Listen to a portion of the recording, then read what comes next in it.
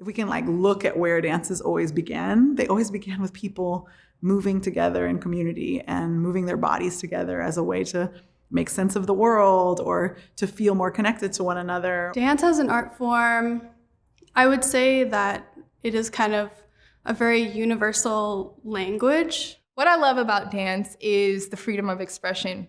Sometimes I use movement to express what I couldn't express with words. Once I found a way to express my body and kind of convey things that I wanted to say but didn't necessarily have words for it, I was just like, oh, I'm understanding now how much choreography can just convey a lot with no words. I was very inspired by Poussin's paintings. The way that the material of their cloths draped their body and shaped their bodies and figures. The big thing that stood out to me was the muscular form of the figures. I feel like if I look at it for a long period of time, it feels like there's actually a little wave of movement. The conversation I was interested in actually having was about not centering Poussin, but actually being in relationship with an artist as an equal. And that's the work that I was really interested in creating, is work that is centering Black and brown voices and is really centering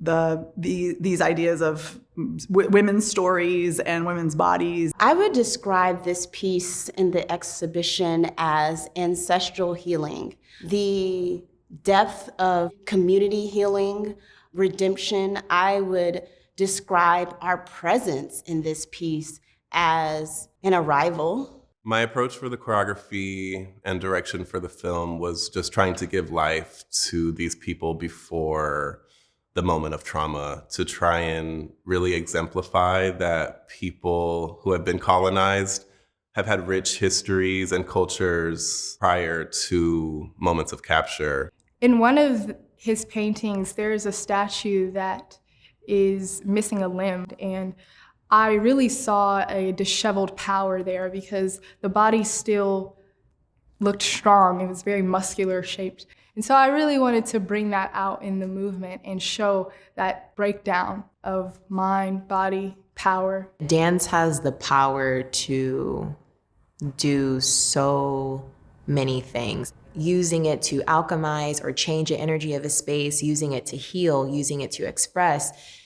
There's so much information and power, and that's why I just find it vital for dance to be in spaces everywhere and accessible.